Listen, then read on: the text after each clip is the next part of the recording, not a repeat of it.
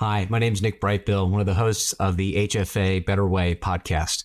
You're listening to this, and I want to inform you this story is about part of my personal story, but it leads into the leadership journey of the leaders in my church and how impressed I was about the transition of that leadership. Leadership transition of any kind can go across industries, and there are norms and ways that things can be approached that would produce the best results for not just the owner and the successor, but everyone else involved, the staff, the clients, the other participants, members of a congregation. And this conversation today is designed to help shed light to some of that experience and how you might be able to be helped on your leadership journey. But yeah, I was really excited to talk about this. I have often, when talking to guys about their businesses and other facets of life, even other pastors I have relationships with, about how well the transition went with our church. It was an exemplary thing. And even, before any of that happened, when I came to the church, I was just like, this place is different. I mean, I'm used to the, United Methodist 45-minute service. You're in, you're out, they clean that up, we're gone, great people, wonderful service, but it was a quick process. It's like we got lunch on and the Eagles were playing, like we need to get moving. So coming into Living Hope was just different. Because I literally leave at times Susquehanna Township Middle School auditorium and everyone's just standing around, talking to each other, praying for each other. I'm like, this is different, like kind of weird, different, good weird, but just really different. But Ken, again, thank you for being willing to do this today. I want to welcome everyone listening to the HFA podcast, where we unpack leadership lessons with leaders who have had to make hard decisions, hand things off, and live out their values in the process. Today, I'm joined by Ken Mellinger. He is the chair for the Sovereign Grace Board of Sovereign Grace Churches currently, and is one of the, I'll call him, I don't think he'd call himself this, but one of the founding pastors of Living Hope Church in Middletown, at least founder of the new facility, and helped to obviously spur all of that on. So Ken, could you, just for the listeners who may not know you, can you give us like just a 60-second, if that's possible, overview of your ministry journey? Yeah. So my ministry journey would be that. I'll start with my education. I have an associate degree in drafting before there were computers. And I sensed a call to pastoral ministry, but I didn't think that necessarily meant full-time ministry. I thought it was a direction for our lives. So I designed conveyor systems for bakeries and then moved over into sales. Became a pastor at age 35. Our churches will hire a man from within or outside, and we're not anti-education or anti-seminary. We've recognized there are some guys in business who have a call to pastoral ministry, and we help them make that change. So I became a pastor at age 35, senior pastor at age 38, and when I stepped into that role, Living Hope was not doing well. The church had declined, and I really honestly thought the church was going to die when I stepped in. I thought I could give it a decent burial and help people move on, but the surprise is the church grew. So I served in that role for 23 years, and then we transitioned senior leadership in 2015, 2016, a one-year process. I remained a pastor, became a regional leader for Sovereign Grace Churches, and then relocated, surprisingly, relocated to Texas in 2022. Give my wife a great deal of credit for that. We have 4 kids, 20 grandkids at the time. Now we have a great grandbaby as well. And there's no way I thought she would go, but she had a sense that it was the Lord that we should relocate to Texas. And then I recently returned to PA because of a health challenge, which cut short my pastoral ministry by a couple of years. Gotcha. Yeah, I'm aware of what you've been going through. I appreciate you taking the time and the energy to do this today. It's like I said, it's an honor and a pleasure. Um, Succession done well doesn't happen by accident. Our focus today is the handoff from Ken to Ben Krebs, kind of what happened before, during, and after the transition. You ready to dive in, Ken? Yeah, let's go. When did you first sense that it was time to think about succession, and what indicators confirm that sense? Yeah, good question. I think a good leader, an effective leader, thinks about succession from day one in the position, because you should be thinking, how can I make the organization, whether church or business, better than I found it? We should invest in people to help them grow, and we should serve the organization well. So from day one, I think you should be aware you're keeping the seat warm, assuming that the organization keeps going. Doesn't always happen, as we know. So realistically, um, I began thinking about a transition when I was 60 or 61. I laid out a 5-year plan.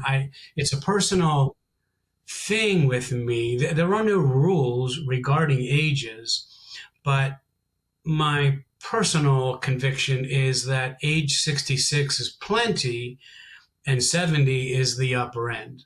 So, just to pick on our current government, for instance, where we have leaders like Trump and McConnell or Pelosi, and I think Feinstein's not there anymore, Biden, these people are old enough to be in retirement communities, and they're in key leadership roles, and they make mistakes. I've seen 70 somethings not be as sharp.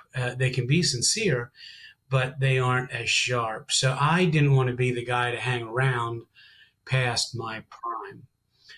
So I had a 5-year plan. I'd be 66. And I didn't give a lot of thought to transition in the interim years, save for an occasional prayer. But it was not a focus until that point, and it was just because of age.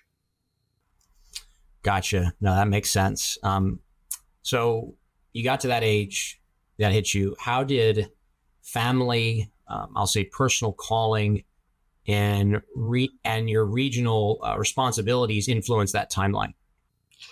Well, one issue was being a pastor is emotionally taxing, because you have to carry. It's a privilege. I think it's one of the greatest privileges that exists. But you carry your burdens plus everybody else's burdens. And so, for some of the well-known pastors out there who just preach in leading their church, I don't consider that grueling. Preaching is hard work, don't get me wrong, but it's not emotionally taxing to the extent working with people is as you work through their problems and their challenges in life. So that was one indicator for me. I didn't want to work too long, but I've always had a view that in following Jesus, I signed a contract that's a blank page. He can do with me what he wants. I'm not necessarily in any situation going to remain there. So in our case, Ben Krebs had come along. I'll tell his story a bit later. And he was called to be a lead pastor. I'm serving as a lead pastor. A church can only have one. So we were actually going to plant Ben out. And he had interviewed, we had talked about a couple of situations where he might relocate, but it didn't seem best for his family. So, Ben's an interesting story. He was raised in Living Hope. We were close friends with his family growing up. Age 17, he rebels and spends 10 years out in the wilderness. Doing it all. So his return was really interesting because people had prayed for him. The church appreciated Ben and his preaching gift. We had a lot of folks expressing interest in going on a church plant with Ben. And so as a leader, when you have people who want to follow, it makes leadership a lot easier. You're not a leader if people aren't following. And we had people following Ben. So what happened in a short time frame was our building project came to life at Living Hope. I was asked to be a regional leader, which I preferred not to be a senior pastor for that role because you don't know what challenges you'll hit in various churches. And then this gave Ben the opportunity to stay. So to his credit, it meant laying down his dream of planting a church. For him, it was a sacrifice to stay, but it seemed like the Lord was in it. It was always my view that I should do whatever's best for Living Hope. I did not have a view that I should try to protect myself or serve myself. Always wanted to do what was in the best interest of the church. And with going into a building, it seemed wise to do the transition before going into the building rather than a couple of 3 years later. So that was my thinking. Gotcha. So the dynamic from the timing aspect was kind of geared on, like you said, going into the building. Throughout that transition, that I guess that starting point, were there any aha moments, or was it just more gradual progression of conviction that what you guys were headed into was the right thing? Yeah, it was gradual conviction for me. Beth and I, back in 1991, crafted a personal mission statement for our lives. I have it here in front of me. It says, "Our life purpose is to know and worship God as we live a godly life, refreshing and equipping the saints by leading, teaching, and encouraging them toward maturity in Jesus Christ, and to serve by building a church that's alive and impacts our generation for the glory of God." We believed I could faithfully do that. I didn't need to be in the lead pastor role to do what I thought we were called to. Happy to serve, but I didn't need to be in the role. Right. No, it makes sense. And that's really great to hear that. I have other folks that I know that have created those kind of family mission statements that ends up, you look years past or beyond that, then you can look back and really see how God provided and the favor that was there in you kind of speaking out that vision with one another. So, Ken, the bigger the organization, probably the wise, I should say that it's always wise counsel that's needed, but the wiser the counsel needed when you're going through any kind of larger transition. We found that listening well and asking the right questions often shapes the best path forward. Who were the first people you brought into the conversation? Elders, your spouse, outside mentors? Who did you bring in to help with that? Yeah. In my life, it always begins with my spouse, my wife, Beth. We're just, we make a really good team in my view. And we're wired differently. So I like hearing her perspective on things. So it always start with her. In this case, we went with elders next in the church, our leadership team, and then a couple of ministry friends outside the church that knew me and Living Hope. And then my adult kids. I have 3 married kids, 2 guys and a girl, and I respect their counsel as much as anyone. So that's my close circle, and that's who I brought in. That's cool. And it's neat. I think it's neat in hindsight that you could see, or not when that happened, that you would go to your kids. What gives you, can you kind of expound on that? I don't know that I catch a lot of people in leadership positions say, I'm going to go to my children to ask for advice whom you were raising and putting out into the world. What was the motivation behind that? That would just be my respect for their lives. If I didn't respect them, I wouldn't do that. We have a 4th son, Matt, that we adopted, and Matt's not doing well. I didn't mention anything to him. It wasn't like a family thing. It's simply the people I respected the most that knew me well was the idea. Yeah, outside of your spouse, your kids probably know you the best because they're there They just Yeah. got to experience it for their whole grown up life, right? Or their whole growing Yeah. life, I should say. Yeah. And my one Um, son's a senior pastor at that point of a larger church. So he had things to offer. sure. No, that's great. Um, what questions or concerns did they raise? And did any of those questions or concerns kind of reshape your initial plan? No. All they asked was, "Are you sure?" Because in a transition, you can do a transition too soon. Uh, so we moved to where we're looking at a transition at age 62, and and they just wanted to make sure I was sure that I had faith that this was the right course of action. They could see it. It wasn't like you're crazy. What could you possibly be thinking? Um, so there was buy-in from all those folks, but that was the only question I got because once you step out, you can't step back in. Is the problem? So once I led Living Hope for 30 years, or I'm at Living Hope for 30 years. I led it for 23 years without a building. Now we're going into a building. I certainly would have rather been a senior pastor with a building. Like it was a much brighter future. And here I am handing it over at that point out of conviction that it was the best thing to do. They wanted to make sure I was certain. It was a good question. Yeah, no, that's good. And yeah, that's something I brought up to the folks I've shared some of your story with.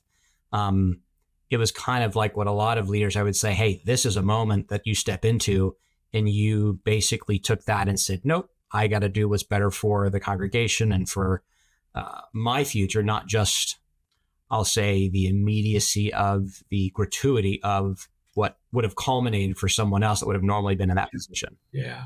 I think, but the best of leaders, I don't think can see past 5 years. You can plan out as far as you want, but so much changes in the interim that it's difficult. So one of the ways I thought was what's best for the church in 10 years. Um, and in 10 years, it was clear I wasn't going to be in the picture. So that was a factor in my thinking as well. Yeah, that makes sense. When it came to involving the wider congregation, how did you approach it in a way that created clarity and not anxiety? Yeah, good question. So in our case, we did something a bit unusual. Um, so as I recall, we announced the transition to Living Hope. It was going to be a 1 year transition. So obviously sooner than my 5 year plan. Um, I kept the title for a year, but Ben was actually leading the church. So we were each preaching half the time to help the church get acclimated.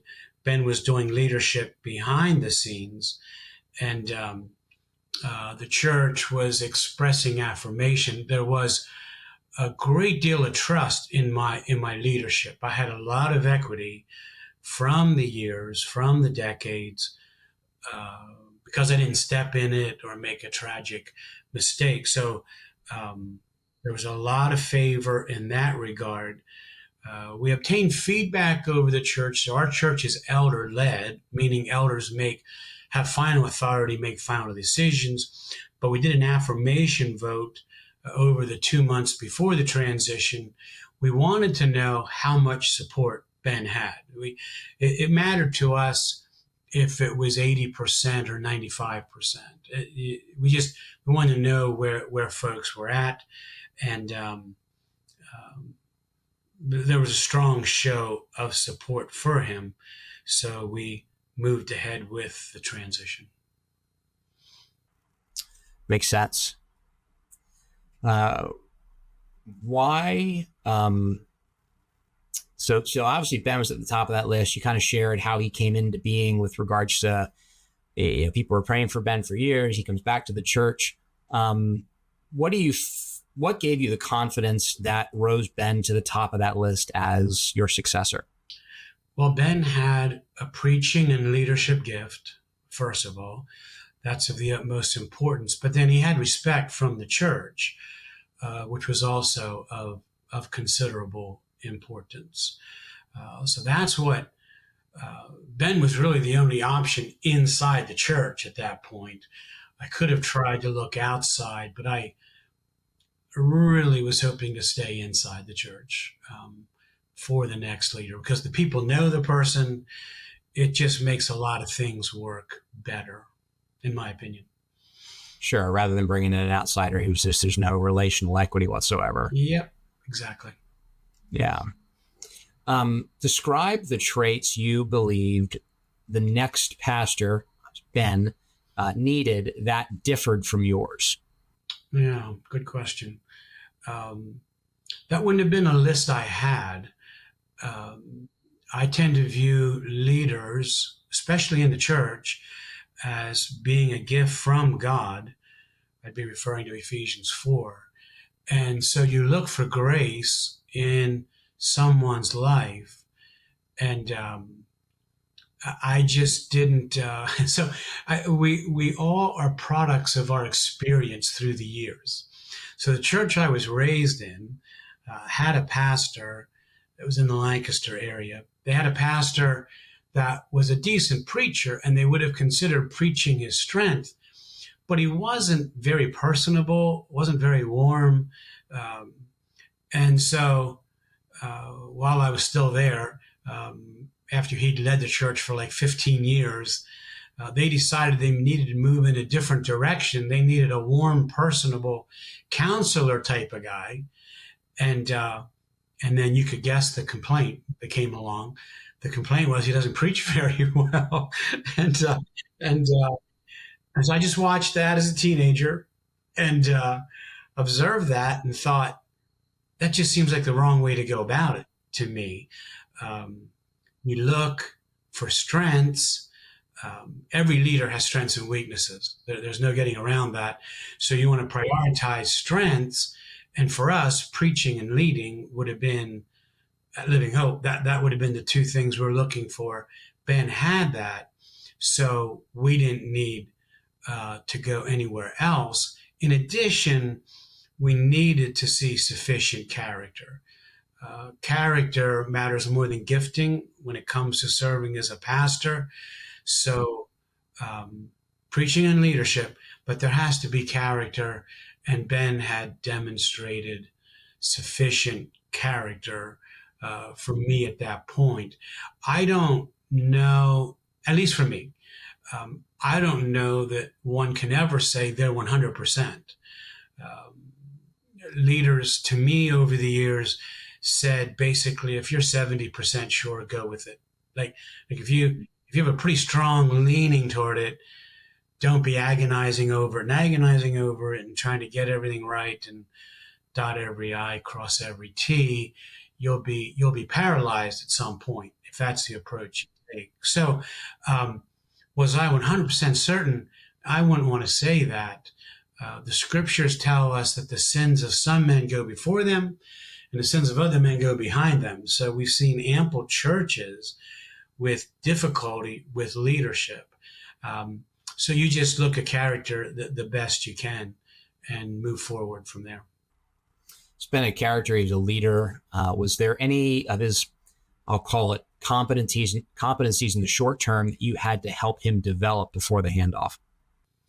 Well, there were things we worked at. Ben was a very strong leader, so there was not an issue of like a concern about Ben deferring to me or even others. He had a very clear sense of what he wanted to do and accomplish, which I happen to enjoy. I thought that was a wonderful strength. We worked on preaching. We worked on his leadership in meetings. I was more administratively gifted, so I would have had a concern. I do not believe you can take leaders who aren't very gifted administratively and try to get them there. I prefer to focus on strengths. And in Ben's case, that meant he needed to hire someone that was going to be administratively gifted. Don't stick to your strengths, stay in your lane. And he did. And that makes all the difference, I think.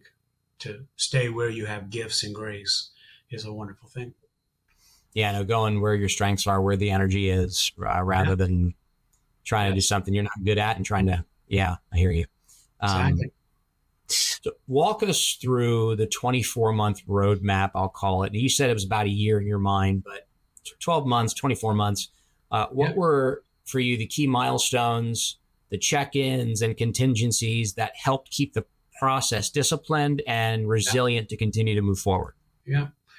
Well, we had a 12-year or a 12-month, I'm sorry, plan, which started roughly a year after my 5-year plan. So remember, I said we can't, it's hard to see past 5 years. I laid out a 5-year plan. 1 year down the road, things have changed, and so we're making changes. And I think that's the way leadership is.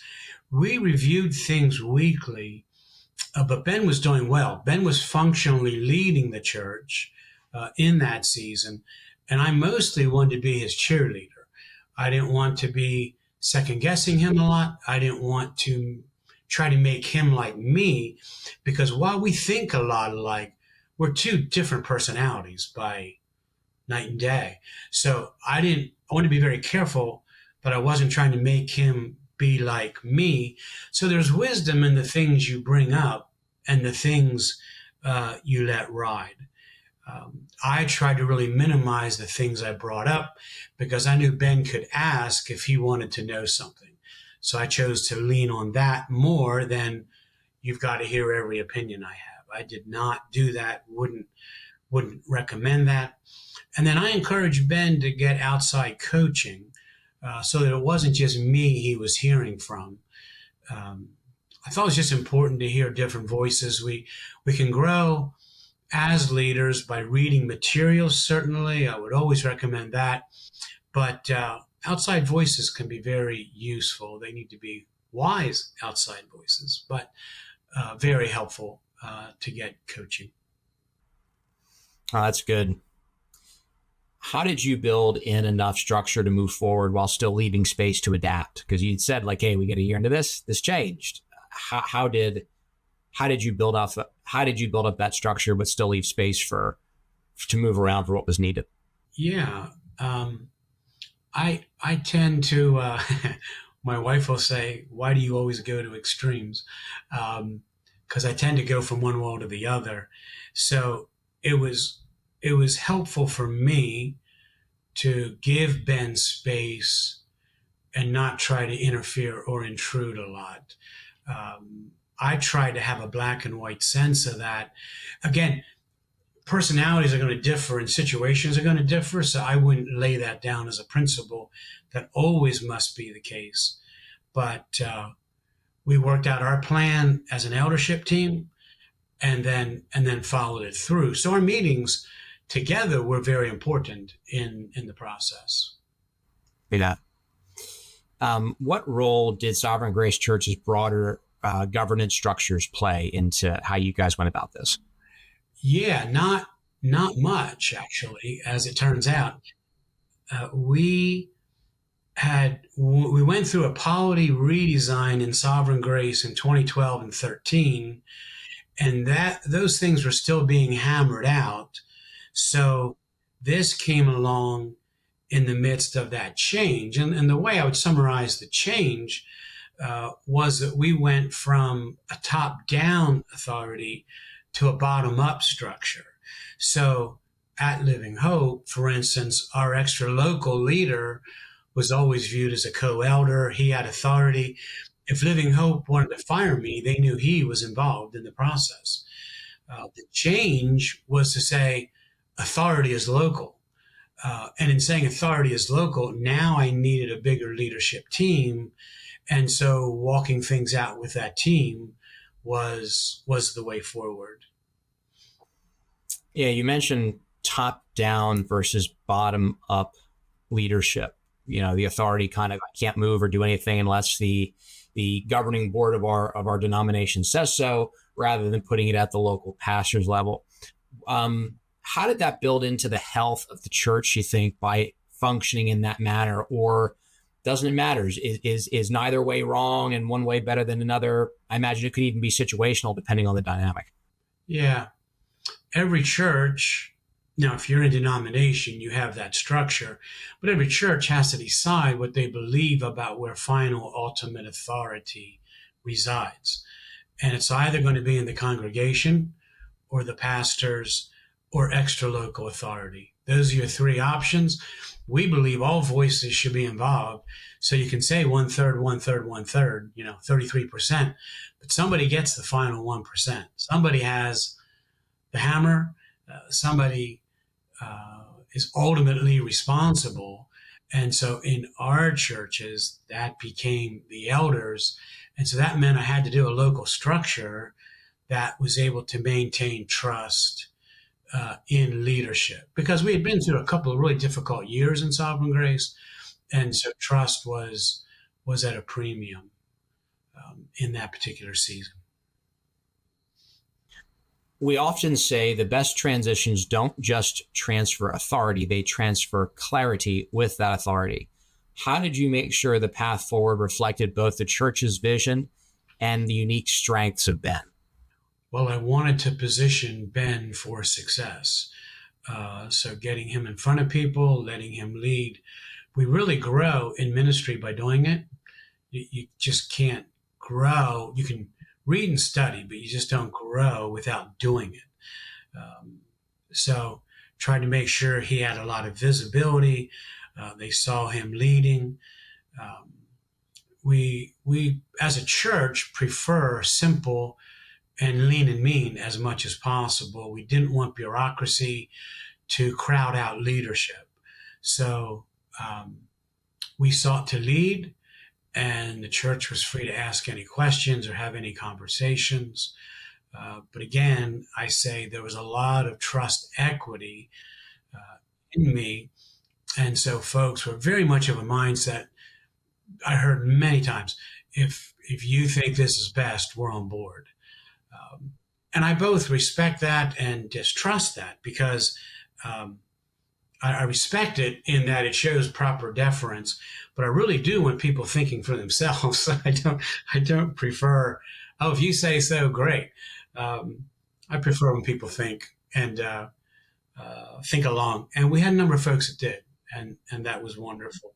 You also, in a church especially, I think of business too, but you want to pay attention to who are the key influencers in the church. So if you go down a leadership path and your 10 most influential people in the church aren't on board, I'd say slow down, push pause, you got work to do. So we were mindful of the influential folks and what their positions were, and we had their support. So it was good. Right. Yeah. And you said, I think you just said a moment ago about deference, and, you're wanting to know people's opinion. It sounds like that goes back. You mentioned just getting the advice from your children, from the congregation. There's a pattern there that suggests the people around me who know me probably see things I can't see. Right. And that gives them the ability to speak into that in what you hope is a fruitful and effective way. Yeah, absolutely. You mentioned Ben went out and kind of looked at or talked to some outside perspectives, mm-hmm. right? Outside of people, the elders and your leadership in the church. From your memory, was there anything in particular, anyone in particular that truly helped him that came from outside, or was it really just this conglomerate of people and conversations that helped bring him into the, into the comfort and wisdom of how he was going to transition into this role? Yeah, I think it was the leadership team primarily, but Ben's spouse would have been important as well. She didn't seem to be a fan of relocation, small town girl. So when we're looking at opportunities, we're not, our beliefs are complementary, and we believe husbands are head of the home, but we aren't too interested in major decisions being the husband says what's going to happen, and that's that. We want to see faith in both husband and wife, especially with pastoral ministry, because there's a cost to it. So making sure his wife was on board was huge, in addition to the leadership team. Sort of transition period. and kind of leading up to the commissioning moment, so to speak. Can you kind of paint the picture of, I guess, what I'll just call Installation Sunday? I know this was over time, but certainly there was a point where you told everybody and it was kind of announced, hey, Ben is going to go forward from here. What elements were intentional in that day? Anything that you used in particular with kind of announcing Ben or bringing him forth to the congregation? Just paint that picture for me if you could.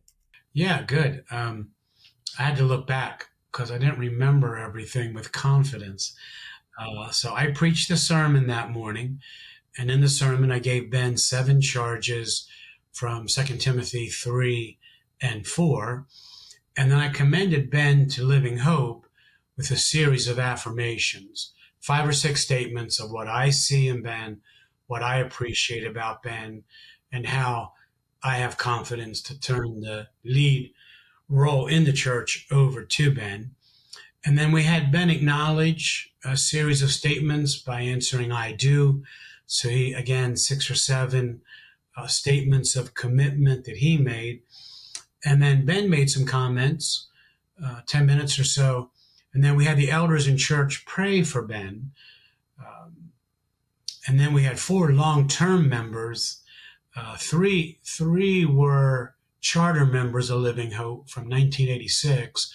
And then 1 was his brother, who had a difficult journey in life as well and had come to faith in Christ. So we had them lead in a congregational response, and then we gave gifts to Ben, and then it was his. He was on point. That's great. Why was public affirmation critical for both of you? Was critical because we had to position Ben for success. It wasn't going to be a good transition, a successful transition, if we go in 6 months and there's a major problem. So we needed the affirmation of the church. We needed me to make a strong statement about Ben's leadership, and then they needed to hear from Ben. In a situation like that in a church, it's my view the congregation really needs to feel a pastor's heart. It's not just a mechanical transaction. It's real people with real situations, real difficulties. And you want them to have a sense of it's going to be all right. So in our case, we made the unusual decision to have me stick around in the church as a pastor. I don't think that always works, and I found it difficult at points. Just me personally, had nothing to do with anybody else, just me personally. So the way folks viewed it was of the utmost importance. Yeah, I have definitely witnessed personally, and I've seen outside business transactions and talking to folks that when the leader hung around for an extended period of time, and I've even heard about this in some other churches, it created a lot of tension. And the congregation may not have seen the tension, but everyone else kind of behind the scenes definitely did. So you obviously stayed on. What was the main reason to stay on for a period of time during that transition?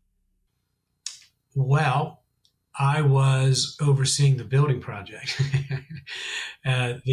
The elders, the leadership team, determined I was the best choice. I didn't relay this earlier, but in my work experience, I worked as a project manager for horse construction for 1.5 years. So there would have been a couple of church members I had in mind to lead it, but it was either they had left the church or weren't in a season of life to do it. So there's a certain gifting you need to run a project. You can't just throw any good brother or sister into that role. There are abilities that matter. So I was going to be overseeing the building project, and in being a regional leader, I had to be an elder in a Sovereign Grace church. So it was necessary that I remain and risk a possible mess. I mean, you don't know how that goes entirely. You don't know how folks will respond. Sure. What shifted then in your, let's say, week-to-week calendar once the handoff happened? Well, my week-to-week calendar became largely being consumed with the building project. So I really, Ben really was the lead pastor role. I don't think buildings are part of pastoral ministry.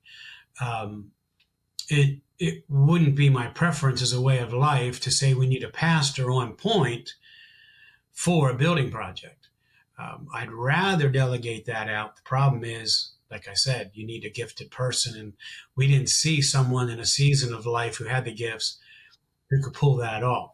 So I stepped into that role, not actually thinking it was the best.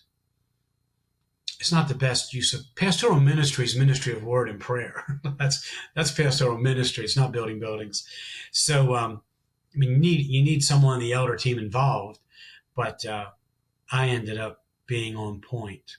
As things proceeded at Living Hope in 20, I believe it was 16, I started working part-time for my son Ryan, who has his own title business.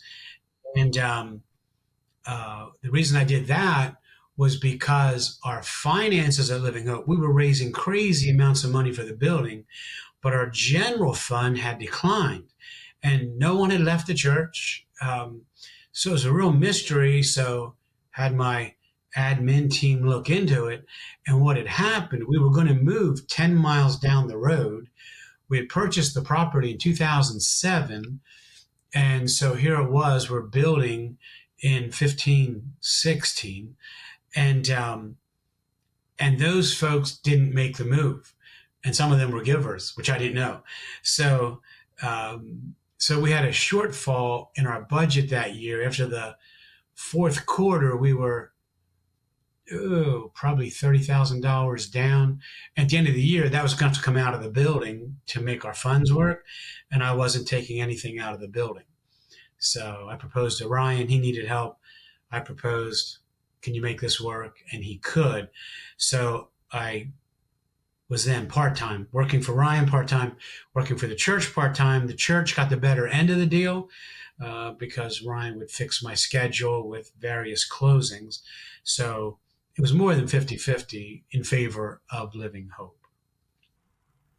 Gotcha. And yeah, so that kept you more or less, I'll say, not in the office all the time, because you were back and forth. How do you think that helped the transition and not just financially, but from a relational and kind of you and Ben not sending mixed signals to the church or the staff? Yeah, I think it did. Another factor, my wife and I moved in with her parents as caregivers in 2015, 16, in that same time frame. And that was down in Palmyra, so it was like 30 minutes away. So we felt we positionally moved out of the center of the church, if I can put it that way. And then relationally, we moved away as well. So we felt more on the fringe than we would have had we remained in the Harrisburg area. So I think all those things help factor in. Right. But we didn't plan that. That's just what unfolded, right? Sure. No, sure. Yeah, I remember conversations. Hey, I'm going to be up in State College. Maybe we can catch up tomorrow or something. I might have been texting you or whatever. Yeah. So yeah, no, that's neat. It's cool that you got to help your son and help him with his business at the time. No, that's great. Loved it. How did you? So it sounds like that obviously that physically created some space for Ben to lead. Yes. How do you think Ben led differently that was a major benefit to the transition? And maybe differently is not the word, but just things that stood out to you on how he led. Ben has a stronger personality than I do. I don't mean he's any more stubborn than I am. But he has a more type A personality, more take charge, is a more assertive person. I tend to move at a more steady pace and try to navigate things with the least bumps possible. Ben would be more decisive, we're going to do this now. Let's get after it. And so that's just strengths he has. So he's a strong leader. It'd be interesting if our personalities were switched. Of course, they aren't. But he's a strong leader, and I intentionally pull back. Would be the what needs to happen in a senior leadership transition. I I think it was largely incumbent on me to make it work. In other words, Right. Yeah. You certainly could have caused problems or backed off and helped, or I guess allowed the transition to occur. Because, like you said, if Ben's taken charge, once you kind of gave the commission, handed the keys of the castle over, so to speak, mm-hmm. um, it was his to take and run with. Absolutely. Yeah. Yeah. Ken, what was the first visible? And maybe there even isn't one, because the way you explained how you got affirmation on you doing this transition, then being the right one to come into this part.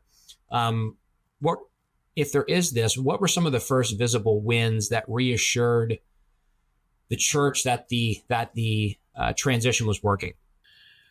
Well, the affirmation vote was certainly important in our situation. You really want a church to have unity, same heart, same mind, going in the same direction. You don't want a lot of competing voices.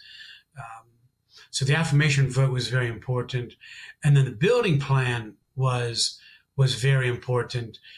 We occupied roughly 13 months after the formal switch, moving into Living Hope. And so after not having a building for 30 years as a church, that was a really big deal. So I don't want to say it was a distraction, but it was something going on that was major for us. 30 years without a building. Now we're moving toward a building. So I think that was a very favorable time and event. And every church, when it comes to building projects, has people who don't want to take on debt, for instance. They want a church to remain very simple, that money could go other places better, that they believe. But it was a notable win for me that nobody said to me after we were in the building, nobody said, let's go back to the school we were meeting in. So I took that as a win in the process. So Ben just did a really good job. It was smooth. There wasn't anything rough about it. That's great. So you said nothing rough. Were there any friction points during the first maybe 6 months of that transition? And if so, how were they resolved? I don't remember a time frame. I think the only difficulty I recall was a couple of years later, and that was in the COVID-19 season. And that was a rough season for a lot of pastors. That was a rough season for veteran pastors, because in Pennsylvania, the state government said churches are exempt from the restrictions, but if you didn't go along with the crowd, you looked a bit odd. It was being phrased as you don't care about your neighbor, that sort of thing. So I recall in the whole process, because Ben and I both respect each other, love each other, appreciate each other, I only recall one difficult conversation, and it was a one of that to me relates to COVID, like in a very unusual situation. So. Right. So there were no, I'll say, core points of friction in how members of the church are being handled, how kind of typical pastoral situations were being handled. It was more of a function of the time you were in. Yeah. Well, we some of those things, more difficult things, we handle it as a team.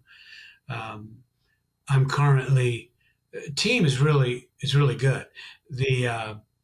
I'm currently going to Hershey Med Center for treatments, and I see a doctor, but that doctor has a team of 10 or 12 doctors, and they consult over each case. So I like that team feeling, not just this one guy I'm talking to at the time. So we had a team effort there, and that was very helpful. Yeah, that's great. Once Ben was announced as lead, in the next 6 months to a year. Did you and Ben set a rhythm for check-ins? Were you kind of coaching him? Were there certain calls you had consistently to review how certain things are going? Or was it just like, hey, cheers now, buddy, come to me if you need anything? How are those, what intentional things happened between the two of you during that transition? It was just our elder meetings, and then Ben could ask me anything he wanted. And so there were some pastoral situations where he needed to know what I had done in the past, what had happened. So he was brought up to speed in that regard. But really wasn't very difficult for us, due to, I think, our mutual conviction and understanding, which was a blessing. It's not always that way. Right. No, it's not. Did you? So I remember this. You guys you had meetings at one of the local hotels before the building was there, obviously. And you had done this, I think you did it maybe 2 or 3 times, just to have people in to ask questions, anything you wanted to ask. I think most of the time, they sent me one of the times, all the elders were there to answer the questions. That was one thing that I remember you guys did for feedback, to get their concern, and it's also in a way to get buy-in as well. What motivated that? Was that just like, hey, we just get together and everyone talk about it, or do you have some kind of protocol that you were following?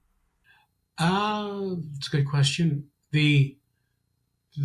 I think in most churches and most organizations, if you choose between this church over communicates or under communicates, I think most churches under communicate.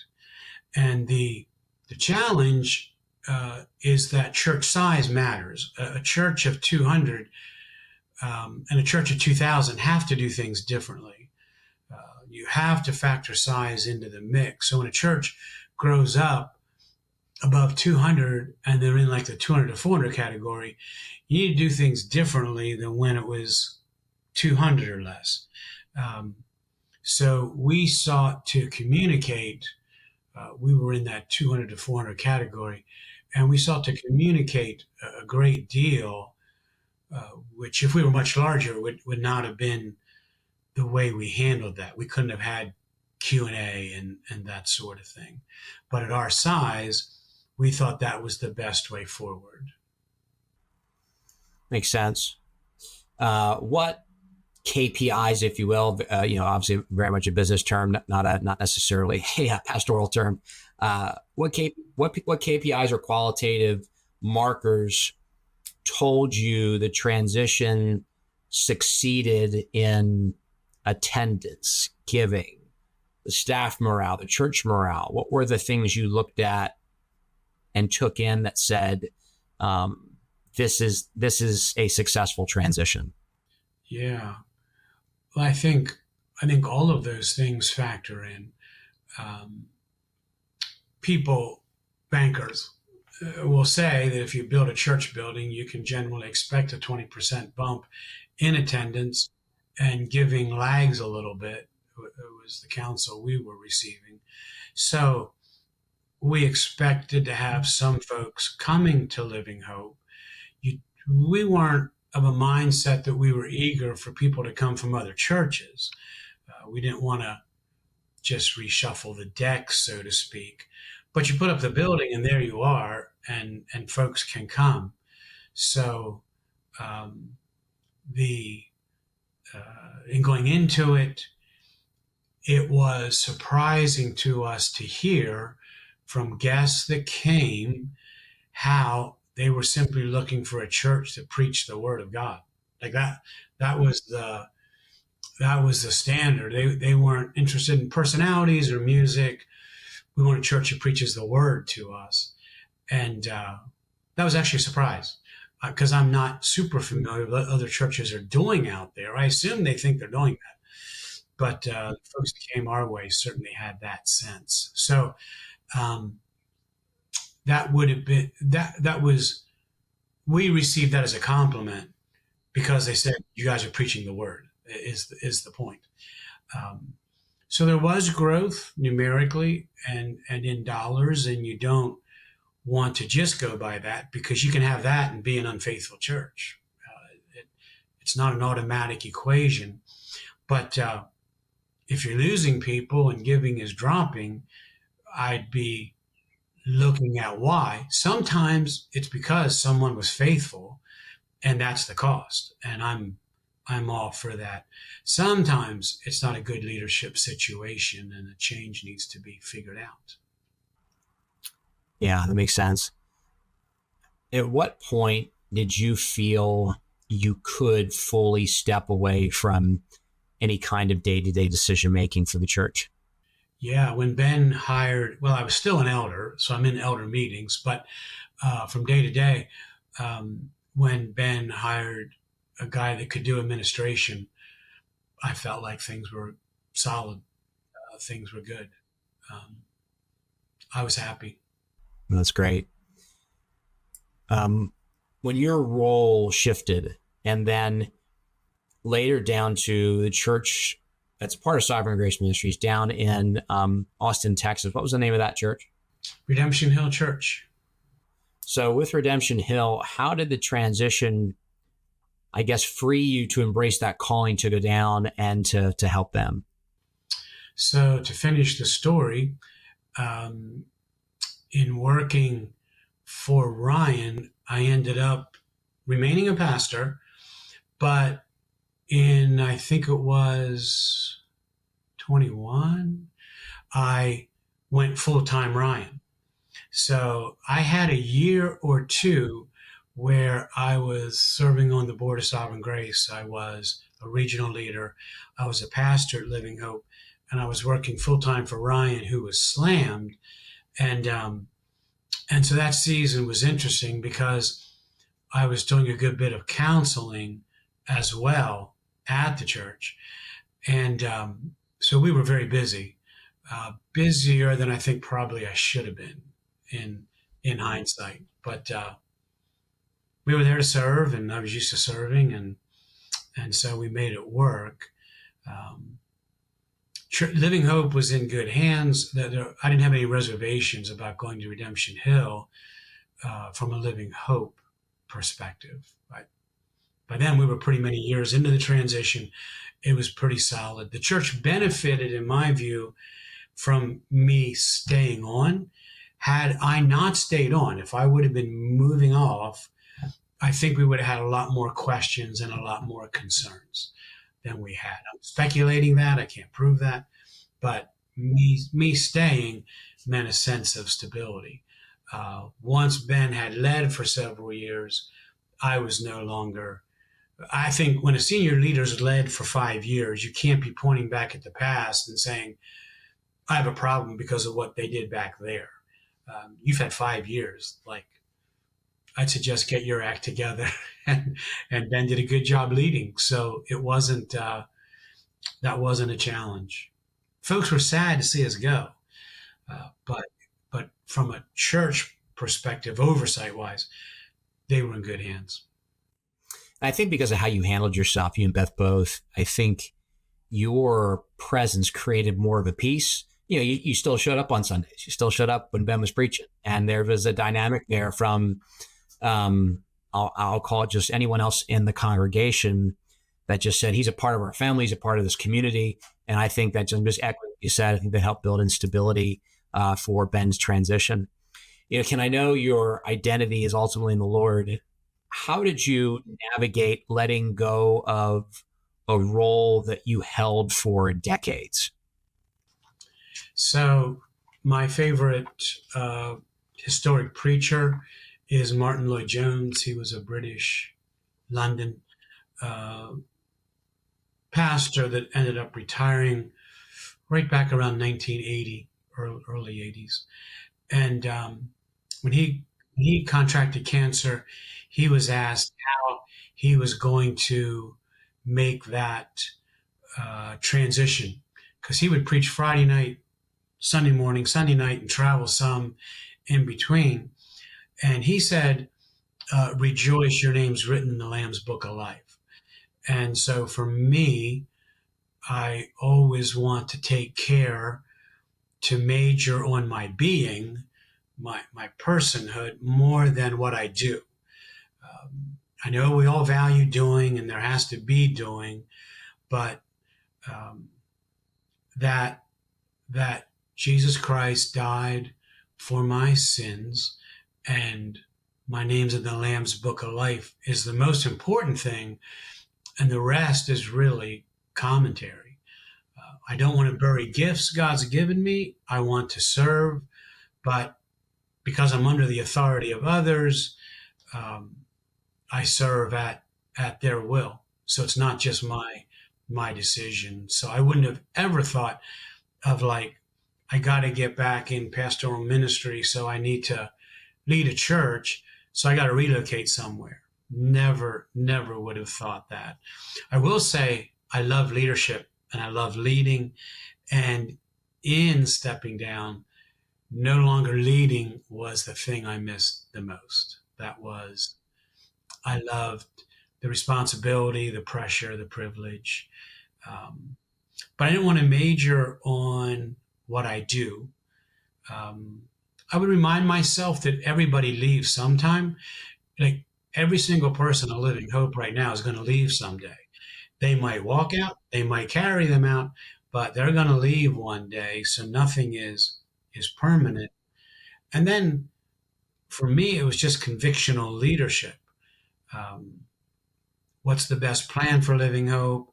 I think this is the best plan. Um, I said earlier, I would have loved to have led Living Hope with a building, but that didn't seem to be in the mix. And I was happy to be able to position someone else for potential success. Um, I was great with that. So um, I I mentioned the gospel. My name's written in the Lamb's Book of Life because we get in trouble whenever we stray as Christians from the gospel. If I'm in a difficult situation, let's say a conflict with my spouse, I'm going to be in difficulty if I stray from the gospel. If someone in the church has a problem with me or something I did, I'm going to get in trouble if I stray from the gospel. So I want to always have the forgiveness of my sins affecting me more than anything else. Circumstance, what people are saying about me, any situation. I want to remain fixed on the gospel and serve and love, and it's great. That's great. That's so good. What cultural shifts did you see emerge under Ben that you celebrated? Wow, there were several. It's one of the reasons I love getting younger blood involved. Remember, I mentioned earlier my distaste for old leaders. Um, Ben did a number of things. Living Hope is now more outreach oriented than it was under me. And so I subscribe to a theory, never heard this anywhere, it's just my own thinking, but every pastor, and overseeing some pastors, every pastor I've worked with tends to have one of the 5 gifts mentioned in Ephesians 4: apostle, prophet, pastor, evangelist, pastor, teacher. And so I think in terms of leaders that way, which one of those 5 drives them. Now, the technical Greek language puts pastor and teacher together. So some say there's only 4, but I've seen guys that are teachers that aren't pastors. And I've seen guys that are pastors and caring for people that don't teach all that well. So I don't, this is just my own thinking. I'm just sharing it. So I'd say I'm more pastor driven and Ben is more apostolic driven. He has a real heart for outreach because in large part of the life he led and the things he went through. And that heart for outreach is huge. That's a huge benefit. So I appreciated that. So every leader has strengths and weaknesses. So probably Living Hope is a bit less care oriented under Ben than it was under me. There's still care taking place. It's an accent, issue. Um, we we held to a church has to pay attention to three key areas of health. One is worship, the vertical component. One is outreach, reaching outside the church. But the other is our inward growth, upward, outward, and inward are the areas. And so I think, according to gifting, people, leaders, are going to stress one area more than others just due to their gifting, the grace that they have. That's all fine. Like I'm not saying that as like, whoa, that's a criticism. I'm just reality. That'd be my assessment. Ben started something called Pastor's Coffee, which was a way for visitors to figure out the next step into the church. That was a great plan. We had tried something similar back at the school. It just never took off. Ben made that work with a church building. Um, Probably my favorite thing Ben did was introduced a benediction at the end of the service where he gives a statement of why we've gathered and we go from this place as ambassadors. And so he gives a benediction. And I just love that reminder of how we're going to live our lives during the week. Ben also has a gift. My favorite part of his sermons at Living Hope, we typically sing a song or two after the sermon, and then Ben goes up and gives this closing summary before the benediction. It's just brilliant. Like um, it emphasizes the point of the sermon without repreaching it. Oftentimes, when guys go up, they at length repeat things. He's wonderfully sharp and gifted in that regard, and I always anticipated that part of the meeting. Um, and then the building brought various teaching moments into the church that we weren't able to do as well. We tried over the years, but meetings in hotels just aren't the same. And so Ben's done a good job bringing teaching meetings into the church. So I think Living Hope is in a much stronger place now than they were under my leadership. And I'm happy to say that I think it's going better. It'd be a real tragedy to me to say, yeah, it's not going as well as it did. That would be a tragedy. So I'm grateful for the things Ben has emphasized. I'm sure there are more, but that's what I've seen. Yeah, no, that's great. How do you think about financial continuity, especially with the giving patterns that you mentioned, or the donor trust during the transition? What helped the church feel steady in that season? I think one of the things that helped was we kept the same basic patterns of life. So there wasn't a lot of upheaval. I once read a story about a pastor that came in and moved the piano from one side of the sanctuary to the other the first week he was there, and how it upset everybody. Uh, you, Anybody taking on an organization, especially a pastor, I think, is going to want to interject some changes. I think it'd be rare that things just stay exactly as they were. But Ben did a really good job of being slow with those changes, and maybe the building helped. I mean, the process of going into it, but he did a really good job of keeping our basic patterns in place and growing forward from there. Yeah, that's great.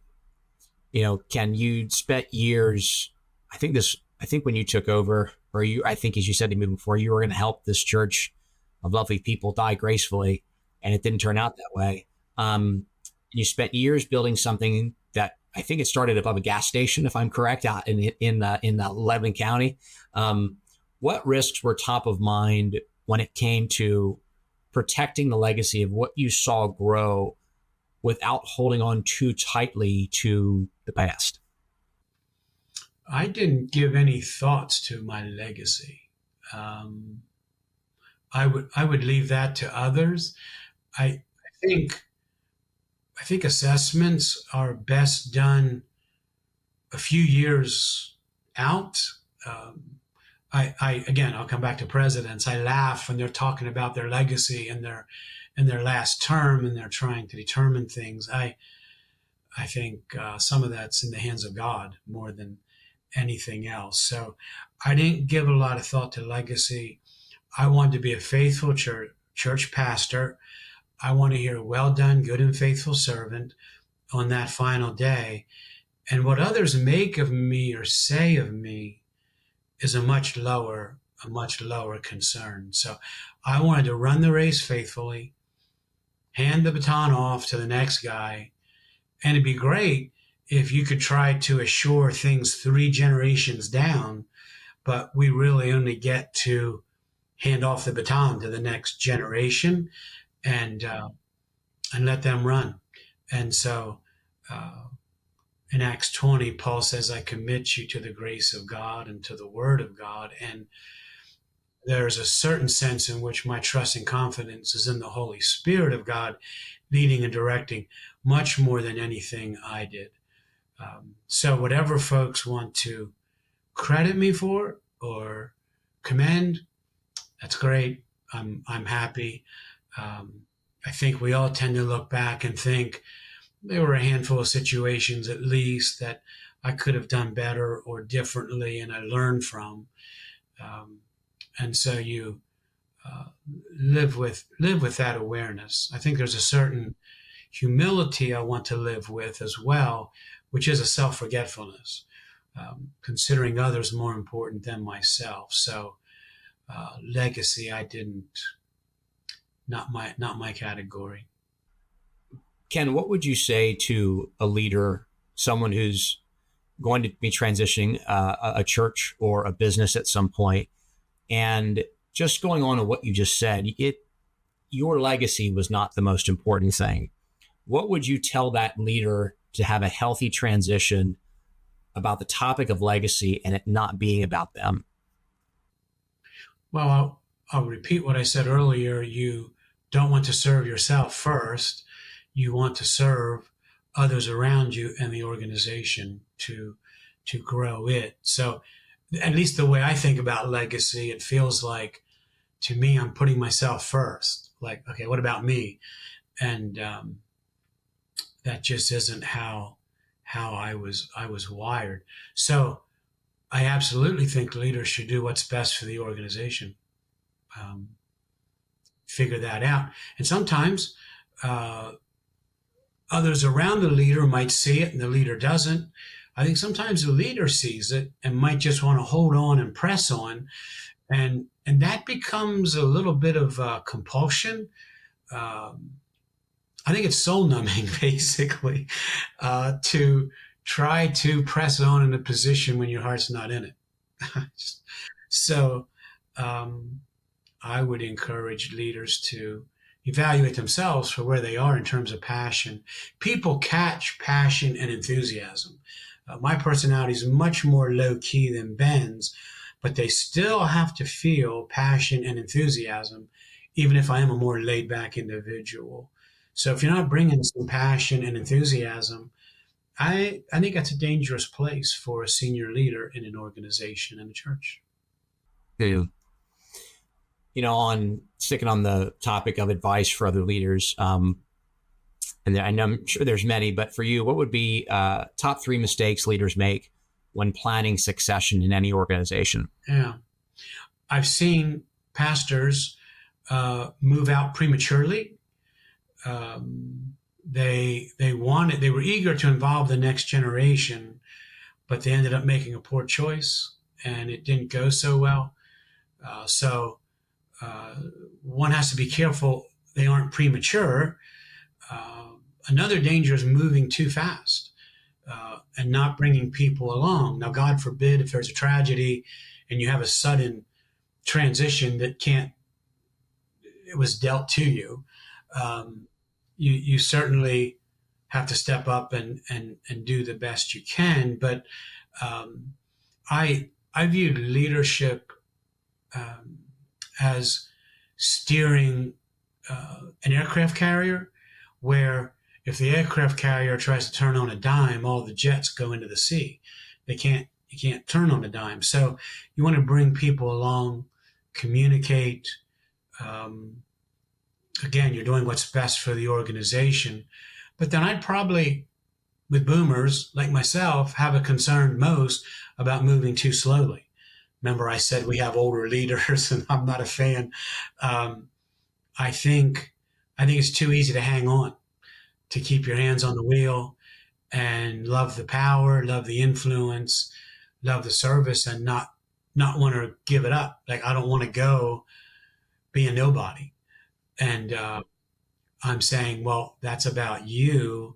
What's best for the organization? What does the Lord have for you? To me, would be important.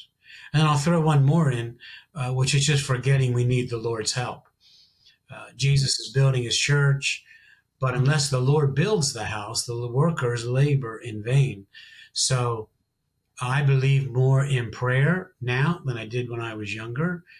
And I would encourage the whole process to be soaked in prayer, birthed in prayer, because we really do need the Lord's help.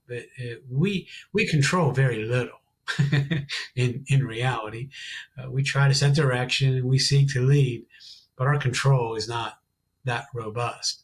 So I would encourage prayer. How do boards and elders help with a healthy transition? Good question. I think communicate. I earlier said I think organizations under communicate more than over communicate. And I think there can be a tendency to say, I told them once, so they got it. And my experience at Living Hope, and it could be my inadequacies, but I felt like I had to say it 7 times for it to start to land and impact people. So I see churches lead by saying things once and then think, I covered it, I did it.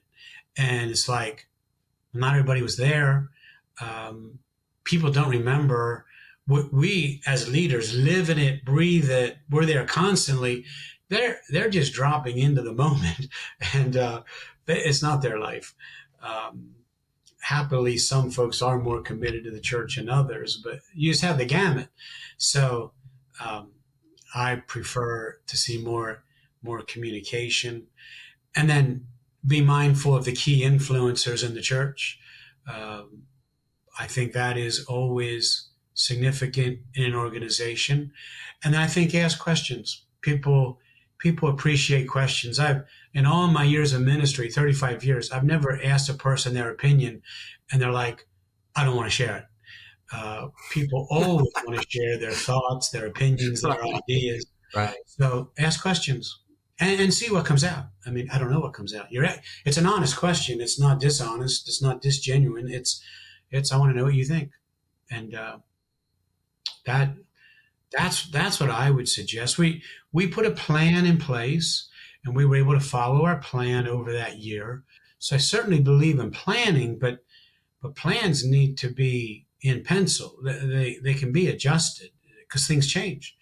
So I do believe in making sure there's a healthy plan in place. That's great. If you had one do-over, what would it be and why? Yeah, that's a good question. That's a tough one for me. Beth says that I like my plans. So if something's not going as well, I tend to stick to my plan and because I gave it thought. I had a reason for it, and so I like to persevere through it. I don't know that I have a do-over that I would suggest. I'd be happy to ask others that question in looking back and say, what do you think about honest feedback? Yeah, I tend to think it went pretty well, and that's a credit to Ben in some regards, and I think to myself and to our elder team.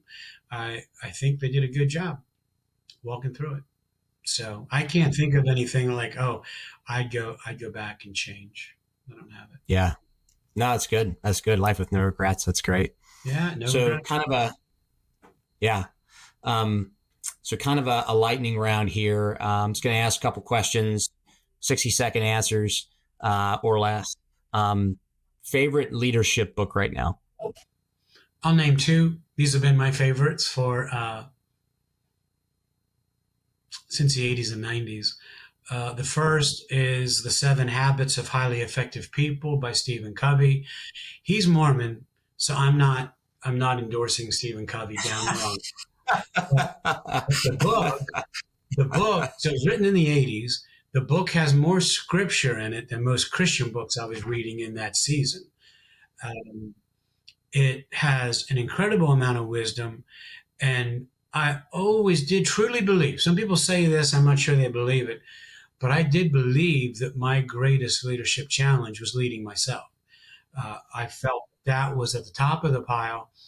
And so a leader needs to pay attention to themselves in the process. One of the questions that I would use is, what's it like to experience me? And give me an honest answer. I won't get angry at you. I won't push back. What's it like to experience me? Because I can promise you, if you ask folks around you that know you some, you'll learn some things about how you come across. We don't always know that. My second book would be John Wooden on leadership. Wooden was the basketball coach at UCLA, and there was the John Wooden way, and I just love the sense of border and authority. And this is how we're doing it. There's other ways to do it, but this is how we're doing it.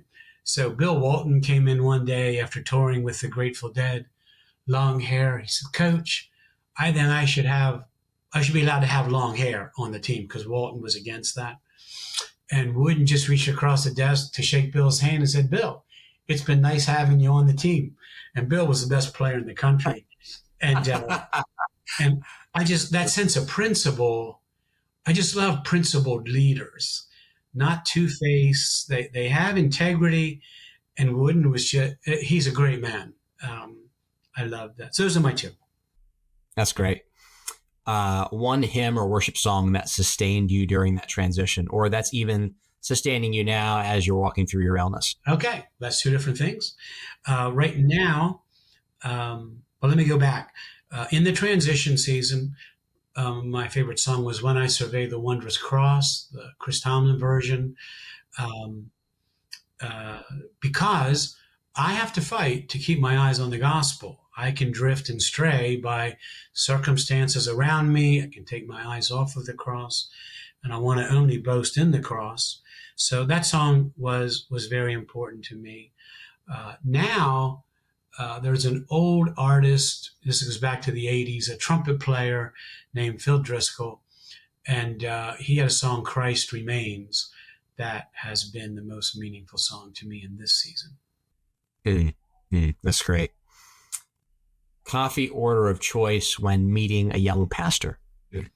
So these days, I just get medium black coffee, totally boring, but if I'm not trying to watch my health, vanilla latte will work just fine. What, in your mind, is one of the most underrated leadership traits? I'll pick, I mean, there are several essential, but I'll pick perseverance because we can all have days or weeks or moments, seasons where we feel like quitting and throwing in the towel. But perseverance is undefeated. Like if you keep on going, you never lose. So I'm not saying there's not a wise time to throw in the towel, but I think perseverance is of the utmost importance. I'm here. I'm in this for the long haul. I'm not shaken. I'm not discouraged. I'm pressing on, I think, is tremendous. It's hard not to mention passion or enthusiasm, but give me perseverance. Yeah, that's great. So Ken, are you in the role you're in right now on the executive board? Do you do any like writing for Sovereign Grace? Are you simply there as a leadership figure to help direct and give advice? What's that role? What's your role look like right now? in the position you're in? I simply chair the board. I've been there since 2012, so I'm the last member of the original board that was formed when we went from a leadership team to a board, which you need for ECFA approval, accreditation. So it was one of the reasons we did it. I've been the chair for maybe 5 years, something like that. And so it's a privilege to be there to serve and to lead. So I help set the agenda for meetings, um, and I enjoy serving our churches that way. But I'm not writing uh, at all. I wouldn't consider that a gift. Writing's tough. I wouldn't consider that a gift of mine. So Fair enough. Fair enough. Ken, in one sentence, summarize why succession done well advances the gospel and really any mission far beyond the tenure of a single leader. yeah, well, there's a Psalm 90 that's one of my favorites, where the prayer is, "Lord, establish the work of my hands." So um, I I pray that, and I want to see that take shape and happen in my ministry. Again, I'm aware that I can only hand it off to the next generation, but um, but I think all of us want to labor with purpose, and we want to see fruit from our labors. To labor hard and not see any result is heartless. I think Covey quotes Frankel with his experience in a Nazi prison, where the assignment was to move a pile of stones from one side of the yard to the other side, and the next day move them back. And that was the point. And he fought through that and determined he wouldn't be prisoner to that. But I think that's an amazing win. Most people crack under that kind of situation. So, Lord, establish the work of my hands. Um, in a transition, the church and the world are looking on, and if they don't see love, it's pointless. The apostle writes that if we know all things and do all things and have all gifts and abilities, but have not love, um, it doesn't matter. So love has to be in the mix and the equation. I've seen rancorous situations in churches, and I always think it's a tragedy when that takes place. I don't like to see that happen. So we sought to avoid drift, because if we drift some, and you only drift away from truth, like you don't drift toward truth, but the next generation will drift even further. And finally, culture matters. So at Living Hope, we stress things like encouragement, gratitude, love, joy, godliness. Um, those were markers for us that we wanted to build into folks' lives, into our lives first. But culture matters. And then in everything, we do it for the glory of God. I don't do it for my glory. That's why I hedge on the legacy question. Um, Everything we do is for the glory of God. It's not to us, Psalm 115. It's to the Lord. And so um, we all have a desire for glory within, and we want to die to that. Yeah, no, that's great. That's great, Ken. I appreciated the last 90 minutes of just the thoughts, the wisdom, and some of the candor around these topics. Thanks for taking us behind the scenes. And to our listeners, if today's conversation brought up questions about leadership transition in your business, church, or family, we're here to help. It's what we do, walking people through decisions that shape their legacies and leading people to a better way of living. Thanks for joining us today. Thanks so much, Ken. Greatly appreciate the time. Excellent.